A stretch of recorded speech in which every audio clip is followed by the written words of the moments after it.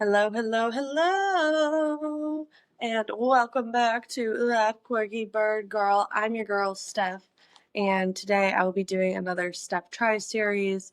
Not only am I trying on some shades, but I am also trying Portuguese. So I am a polyglot, for those of you that don't know, meaning I speak multiple languages. I like languages. I think they're fun. I think they're funky. I think there's a lot we can do with them. And one of the things that I want to do with them today is relearn one bad boy that I've already learned but have since forgotten. So this is Portuguese. I speak other Romance languages, so it's pretty easy for me to learn another Romance language, although French is a bitch that has yet to capture me in the grasps of her hands. I left her behind circa 2015 and have not gone back. So this is me returning to Portuguese after, golly, when did I start learning Portuguese? In 2018. So I'm returning back to this bad boy, and my experience with Portuguese was not, I will say it's not so grand. It wasn't grand. It was, here's comment right behind me. It was a difficult experience. I went to a university that was amazing with languages. However, the professor that I had for Portuguese was not the greatest, not the highest caliber, so to speak. Hello, sir. Are you going to say hi to the people? He's saying hello, and he's trying to figure out how he can get on here so that he can join our lovely discussion that we're having here related to Portuguese. So, some fun facts about Portuguese that I know. Here's how to say it in Italian: Portuguese. And to say it in Spanish, you say Português. And in Portuguese, you say Português. Português brasileiro. I think that's how we say it, but I don't know. Someone who speaks Portuguese could totally correct me in the comments, and I could totally be wrong. So we only find out if we try, isn't it? And that's what STEPH TRIES is for. So I'm trying, and what I'm going to start with is reading a section. So I finished capítulo uno, capítulo and I'm going to read some of the words that I learned. So let's just dive in, shall we? Capítulo recapitulação. It says, o que é isto? É livro? É gravador? É jornal? É papel? É telefone? É gato? É telefone? Not sure why they have it twice. É pássaro? É carro? É lápis? É rádio? É cachorro? É avião? É caneta? É porta? É janela? É bicicleta? É chave? É mesa? É fita? É calculadora? Esta. Okay, those were just a bunch of words that I learned. Learning. Next, we have a section that is dialogue. So, que cor é o carro? And the response is, el carro é preto. So it asks what color is the car, and it responds the color is gray. O carro é preto. That's the car is gray. E a bicicleta. So it's asking, and the bicycle. The response is, a bicicleta é vermelha. So the bicicleta is, or the the bicycle is red. And it doesn't have the translation. This is what I'm looking at. I'm reading literally just Portuguese words. So I actually think this book is for professors that are teaching Portuguese, and they're meant to take these lessons and give them to students when they already have like a base knowledge. However, I do not have a base knowledge. My base knowledge is already knowing Italian and Spanish. And I would say arguably, like, I don't know how I totally feel about like the label of fluency. I feel like it helps people understand where I'm coming from with my language. However, if I was talking to someone that was Italian, would I say I'm fluent? I don't necessarily know. I don't think I would say I'm fluent. If I was speaking to someone that didn't speak the language, I would say I'm fluent because I think it's hard for them to understand levels of the language or degrees of the language that I'm speaking without actually having a frame of reference in the language. So most of the times, even when I do tell people I speak Spanish fluently, for example, most of the time they're like, yeah, like speak to me. So then I start speaking to them and they're like, oh, okay, so you actually speak it. And so it's this like weird experience where they don't believe me until I actually like prove myself. So at this point, honestly, it doesn't even help me either way to say that I'm fluent. People just don't believe me, probably because but I understand. I understand why, you know. However, I still speak it. So it does get complicado because I speak Spanish and Italian, and sometimes when I'll record videos for the clock app, I will often find that I am going in between Spanish and Italian. So I'm also I'm speaking like Spitalian, make it make sense. I don't know. My brain sometimes is like putty, but at least it works. So I will accept that my brain still works. I thought for a while I was like, oh, like I'm 28 years old. Can I even learn another language after having already these two other ones in my brain? Should I just prioritize, my understanding of the languages that I already speak and then not add in a third one? Honestly, more the merrier at this point. I'm already kind of like picking up on some Portuguese from people. I live in New York City, so from people here in New York City, I'm picking up some degrees of Portuguese in what people are speaking. Literally, someone walked up to me the other day and they started speaking Portuguese. And I was like, oh my gosh, I actually really miss speaking Portuguese. So now your girl is back at it and she's doing Brazilian Portuguese. So that's what brought me back to here. I was like, why am I withholding myself the joy of learning a new language? Like, I literally love the process of learning a new language. It is so much fun. It teaches you so much about resiliency and your ability to recreate systems of understanding and communication that you literally did not have before. And also, there are times where I can explain myself better in Spanish than I could in English. Like, I can literally tell people how I feel about my emotions sometimes better in Spanish than I can in Italian. I feel more comfortable in Italian and Spanish because they were my second and third language. Whereas if you are someone who has watched my videos, you know that I grew up nonverbal.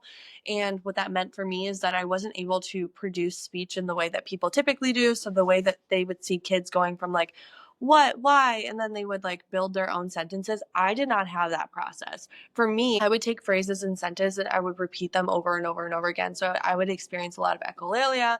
It's linked to my neurodiversity. I have a lot of videos on it if you want to check them out. But basically, your girl struggled quite a bit, quite a lot. That's that on that. Let's get back into this. A bicicleta é branca. In Portuguese, you have to change the ending letter to O or A. Italian and Spanish are the exact same way, so I'm super familiar and already have that system built out in my brain. When I was learning German, y'all, by golly, it was so hard because going from a system where like everything was gender driven. German is also gender driven, but they have a third gender, which makes it a little bit more difficult when you are trying to gender things. Like I'm pretty sure like dia Katz, dia is the gender neutral, but there are verbs or words that it doesn't totally like it's not inherently like sensical. Sorry, Germans. Verde, a bicicleta é cinza, a bicicleta é marrom. So in Portuguese, and this is just like me recalling, actually, I haven't like watched someone speak Portuguese. I'm just like remembering what I was literally taught. But the R's are almost silent. So if you're talking about like Rio de Janeiro, you'd go Rio de Janeiro, Rio, Rio de Janeiro. So you're like skipping that R. That's what I'm doing here. And then marrom, which is brown, I believe. Marrone. Yeah, brown. There are two R's. So basically it gets the h again, like mahom. It almost like, to me, it always sounded very similar to the way that I heard people speaking Arabic. The next sentence dialogue is, ¿Cuál libro é grande? O ¿Cuál libro é pequeno? Aquele libro é pequeno. So it's saying, and It's asking if that book is big, and then it's saying, yes, this book is big, without saying yes. To say yes in Portuguese is sim, S-I-M. Isn't that so cute? Sim, sim. Iconic. And then the response is, ¿E cuál libro es pequeño? So it's, and which book is small? And I added the sass. Yes, that is me. That is my lore. And then it goes, aquele libro é pequeno, which is that book. So aquele is like that one over there. And este is the one right here. And that goes for Spanish too, actually. So aquello, that is some cross-linguistic variety, so to speak. All right, let's get into the next part. It says, ¿Qué país es este? So it's saying, what country is this one? Or is this? It doesn't say one, but like it's implying this one. That's the great thing about Romance languages is they aren't actually like as explicit sometimes, but you can make them more explicit. So that's why I said este, Portugal, Brasil. Oh, Brasil. Oh, okay. So here's another thing. So countries will sometimes have articles out in front of them. And by articles, I mean the. So the in Portuguese. So for example, it says o Brasil. O is the. So a is also the. We would say when someone asks us like, what country is this one? We would say Portugal, o Brasil, a Alemania. Alemania is Germany. And that goes for Spanish as well. So Alemania, yeah, with an N. And then if the country is plural, like the United States is plural, then it's Sao os Estados Unidos. Sao os Estados Unidos. Sao os Estados Unidos. Sao as Filipinas. So that's the Philippines and the United States. Again, plural. Now let's get into streets. It says, ¿Cómo es a rua? So rua, if you were to just read it, it's R-U-A. You would say rua if you're like, maybe you're just like exploring languages. Maybe you would read this and you'd say rua. But in Portuguese, because they make the R silent. Another thing, though, if you are traveling to Brazil or you've already been to Brazil, a great way to remember the R rule is the currency in Brazil is literally called reais, the Brazilian reais. Yeah. So let's say, como é a rua? So how is the road or the road. Sometimes I know words, but I don't actually know the direct translation. So doing things like this can actually be quite difficult for me because my brain just interprets it as levels of communication and color. If you've watched my past videos, you know that I see practically like paintings. If I were to go into my brain repertoire right now, I would actually see like a painting based on the words that I'm saying. So my brain isn't actively translating from Portuguese to English. It's literally just creating a painting of sensical, honestly, probably to you, nonsense, but it helps me understand what I am saying, but it doesn't necessarily directly translate. So I'm having to like go through my painting and then go to English and then output it. So it's an interesting process that we're going through here today together. Okay, so como é a rua é corta. Corta is short. It's corta. É corta. O rio Amazonas, so that's in the Amazon River, and é muito comprido. I actually don't know. Comprido is long, I believe. And muito comprido. Muito is muy. I said that in Spanish. Next. ¿Qué cidade é esta? What city is this one? And if you speak Spanish, ciudad, that's cidade. Ciudad, cidade. In Italian, città. Questa città. Ooh. Questa città è molto bella. That's this city is very beautiful. And in Spanish, you'd be like, esta ciudad es muy bella o linda. Depending, I don't know, honestly, depending on what country you're from, there may be a leniency towards one or the other. But I will find for myself when I was in Argentina, a lot of people said linda, and I think that's because of the Brazilian influence. Linda is linda, que linda, oh, que linda is saying in Portuguese to say like, oh, how beautiful, how stunning in Spanish. I think Spanish-speaking countries around Brazil have sort of adapted linda. However, it is already a word in Spanish, right? It's already an existing word, but that doesn't mean that it's like more or less leaned into just because it's an existing word. I would say surrounding countries are more inclined to use linda versus if you were to go to Spain, for example, I've heard a lot of them say beja.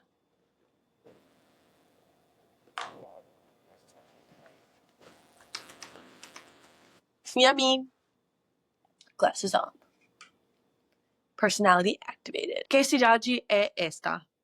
É São Paulo. São Paulo is west of Rio de Janeiro. It's inland. In the outskirts is the largest population of Japanese people living outside of Japan. And that is because the aftermath of World War II, a lot of people were pushed out of Japan for, potential of death. And so they fled to Brazil and lived there, still live there. There's a massive Japanese population. There's actually what do they call it? It's like a combination of Japanese and Portuguese that has become like an enmeshed language or dialect, if you will. That's in the outskirts of Sao Paulo. I almost went on study abroad to Sao Paulo, but I ended up not going. Why did I end up not going? You know why? I had a professor who was like, I knew someone who passed away. And I was like, oh, that sounds scary. Maybe I'll do Argentina instead. And then I started looking into Argentina, and then I was like, oh, wait, maybe not Argentina. Maybe I'll go to Fulbright. And then I applied to do Fulbright. And y'all, let me just talk about this lore for a second because I was so upset. Then COVID happens. I was supposed to go on Fulbright and COVID happens. I'm sorry, what? It was unjust. It was unjust. Okay. Que cidade é esta? É São Paulo. É o Rio de Janeiro. É a cidade do México. That's la Ciudad de México, Rio de Janeiro, São Paulo, all those ones. Okay. All right. Onde fica Buenos Aires? Onde fica Buenos Aires? That was really hard to say a word that I'm so used to saying in Spanish, Buenos Aires. It literally, when I say Buenos Aires, it brings out the Spanish part of me, the Spanish speaking. It begs the question of Espanol, Like I can't not go into my Spanish. So when I read, and that happens for Italian too. Anytime I think about something that I've explained or thought about in Italian already, if I've already processed it in Italian, reprocessing it in Spanish or Portuguese or English is really freaking hard without actually coming back to the language. I'm literally like, oh, gotta jump back into the Italian train. Choo choo. And it can be a biatch. Yes. Onde fica Buenos Aires? Fica na Argentina. Oh, I guess in Portuguese it might be fica na Argentina. Argentina. Maybe. I don't know how the G's are in Portuguese actually. Onde fica Brasilia? Brasilia is the capital of Brazil. It is literally one of the only cities that was like developed for government use. And it's actually quite problematic because there were a lot of protests. They tried to decentralize the people and make it so that the government was pretty far separated from the larger cities, which tend to just in general be more liberal across the board. But they literally took a city that did not exist. Like, I think they call it like a concrete city, I'm pretty sure. And they like built it from the ground up. It's literally like an architecture, like freaking standpoint. I don't know what that's called. You know what I mean? And the government was then able to operate without as much citizen influence. However, when they first built out the city, there was literally no one living there. The first generation was the first generation of politicians that moved there. That's how crazy it is. They literally brought people, and there was no one living in this area. There was no one living there. According to textbooks. I don't know. According to textbooks. Okay. There was no one living there, and they brought people there, and they were like, oh my gosh, now everyone who's living there today, they're like first gen. It's literally like created their own country within a country to avoid citizen upheaval. So yeah, that's that on Brazil. I'm sorry, Brazilians, if you feel I'm. No, it's literally true. I don't know what to tell you. Fica no Brasil, because that's true. It is. Fica is estar. Is it estar? Fica. Oh my gosh, I don't even know a translation for fika. Fika is one word that I used to say. So I do experience echolalia, and I will often do it with words in other languages. So I'll go like pika pika pika pika pika, and it sounds like Pikachu. I don't know. I just think it's cute. It's like pika pika pika pika pika. I'm like remixing pika pika pika pika pika. It's pretty cool. Okay. Onde fica Lisboa? Fica in Portugal. That was about Portugal. It's just asking what is fica? I don't know the English translation. It's like to stay, basically. Like where does it belong, kind of? Where exist? Maybe exist is a better word. To exist. Buenos Aires é a capital da Argentina. Buenos Aires é a capital da Argentina. Brasília é a capital do Brasil. Lisboa é a capital de Portugal. You see how they mesh the article? They take de, which is de, and mesh it with the a or o of the actual country. Portugal é país grande, and we say yes. We say yes because it is a grande country. Portugal é país, mas não é grande. Portugal isn't actually that big, now that I think of it, but it is a really cool country. And I have never been. However, I know a lot of people who have purchased property over there. That's pretty guay, you know what I'm saying? Okay. ¿Qué número es este? Este? Okay. É o Okay. It's asking what number is this. So so I guess there's an article that goes before numbers if you're talking about them. So é o dois, é o vinte. So that's a few numbers. And then expressões, that's expression. We're about to read some expresiones together. Bom dia, which is, I guess I do have to say do Portugal. De Portugal. Okay, so let me go back for a second. I'm going to reread something because I got the pronunciation a little funky wonky. So, Lisboa é a capital de Português. So that D at the start of a word is G. Almost like a G. G, not a G, like literal G in the way that English, but G Portugal. Buenos Aires é a capital da Argentina. I'm going to stick by my initial pronunciation of that one. Honestly, guys, I'm not an expert. Please, please, please, like, if you are learning Portuguese, don't learn from me. This is just my attempt at learning some shiznat in Portuguese. And I'm freaking just having fun doing it. Like, this is literally just like, this is what I do when I have fun. This is what I learn languages. This is my fun. So it is play. It is not serious. If you are in a class, I recommend you don't listen to little old me. Listen to your professor because I'm not a sponsored source. I freaking love boba. I'm a boba whore through and through. Are you ready? Expressões. I'm chewing on boba. Hold on. It's actually so chewy. It's so yummy too. Oh my god. Oh, and I hate when a place makes their drinks too sweet. Boa tarde.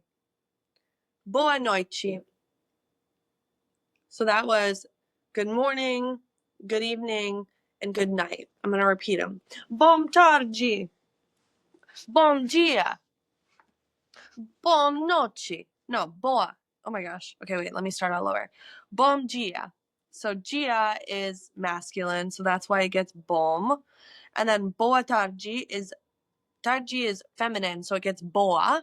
I'm literally learning this like as I'm yapping with you all. Then boa noche is also feminine. So boa noche, boa tarde, and bom dia. All right, next. Hasta luego. Hasta luego. Hasta luego. Hasta luego. Next time. Until next time. Ciao, which is spelled Tchau, which is interesting. Ciao. Adios. Okay, very, very cool. ¿Cómo? That is how. ¿Cómo vai? ¿Cómo vai? How are things going? How are you doing? How is everything? In Espanol, you would say ¿cómo va? In Italiano, you would say come va tutto? Come va tutto? Or you would say tutto bene? Tutto bene? Everything good. Honestly, the subtitles of this video are going to be so confused because this is like a mesh of a bunch of languages, but this is how my brain works. It literally takes like systems of understanding, and it doesn't have like blockages in between Spanish and Italian. So my brain doesn't work in like compartments as much as I would like to think it does. It doesn't actually. Like it very much works in like pieces that intermesh with each other, almost like Legos. They just like each build upon each other, which causes problems when I'm trying to access the lower Lego, because I have to take the top Lego off and acknowledge that the top Lego was there. So the top Lego could be like an Italian word, and the bottom Lego would be a Spanish word. And if I'm trying to access the Spanish word, sometimes I have to take off the top Lego in order to get to the bottom Lego so that I understand truly what it is that I'm trying to say. And guess what?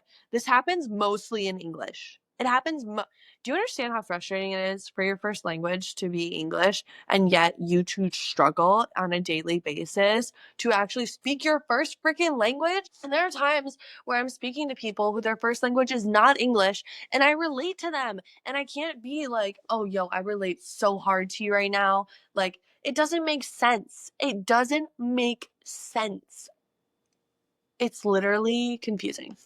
And I can't imagine not being me. Next we have como vai. So if someone says como vai, you say tudo bem. Tudo bem, tudo bem. I love it. Oh my god. Oh my god. Portuguese is so much fun. Tudo bem, tudo bem. Now tudo bem. Tudo now é bem. I don't know if that's correct, but I was trying to say everything is not good. Everything is not well. You know what I'm saying? So the next thing, I was literally talking about tutto bene in Italian a second ago. Now what comes up is tudo bem. Okay.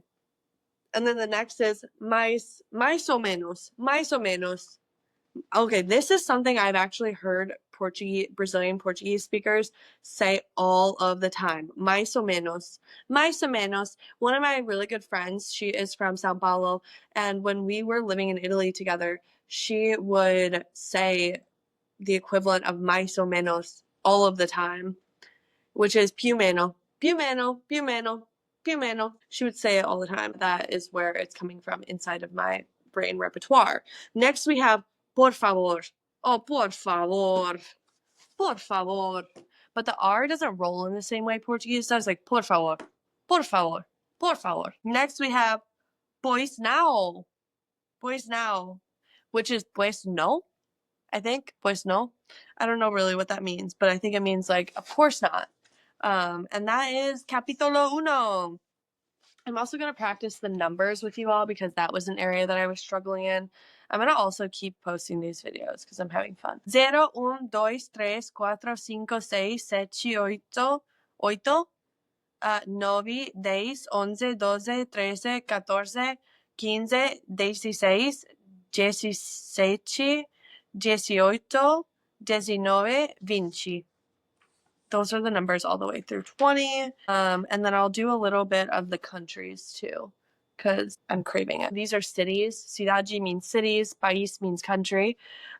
In Berlin, in Buenos Aires, in Bruselas, in Bogotá, in Madrid, in Paris, in Londres, in Roma, in Montreal, in Santiago, in Tokyo, in Lima, na cidade do México, na cidade do Panamá, in São Paulo, no Rio de Janeiro, in Washington, in Havana, in Monte Carlo, and in Lisboa.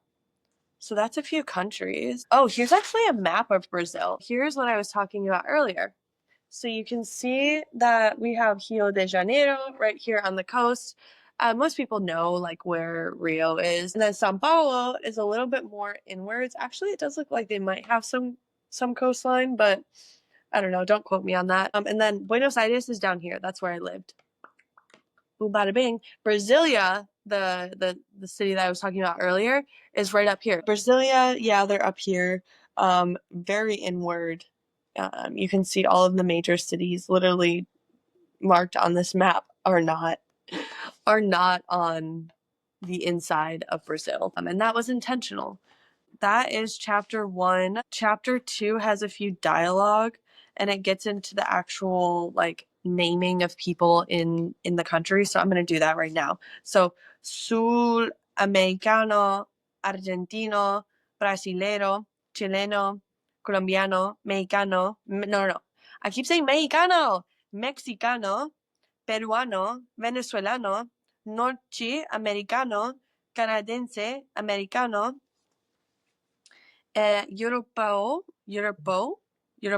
europea, alemán, español, francesa, inglesa, italiano, portugués o portuguesa, asiático, chinés o chinesa, japonés o japonesa. Okay, very cool. And then the article to call out like the group of people that are feminine is ella. That's one person. And then Eli. And then I think there's elas, but it hasn't gotten into that yet. I just can't totally remember. Oh, delas. Dela. This has been another fun episode of STEPH Tries. I'm going to continue trying Portuguese. That was just capítulo uno, but stay tuned for more on some Portuguese lore because y'all, I am diving into it. I'm having fun. I'm just talking about Portuguese and things that I'm learning, new things that I'm trying. I recently moved to New York City, and I feel like there's been a lot that's challenged me in the way of things that I have to try. I posted a series about me crossing a bridge, which used to be one of my biggest fears, but is no longer one of my biggest fears. I feel like I've really kind of gotten through some of it. And then, I don't know, I'm just going to keep trying stuff. It's really fun. So stay tuned for more on me trying shiznat. And if you want to see me try something, throw it down in the comments. I uploaded another episode of That Quirky Bird Girl podcast this Tuesday. So check that episode out, and I will see you all very, very soon. Thanks for watching. Bye.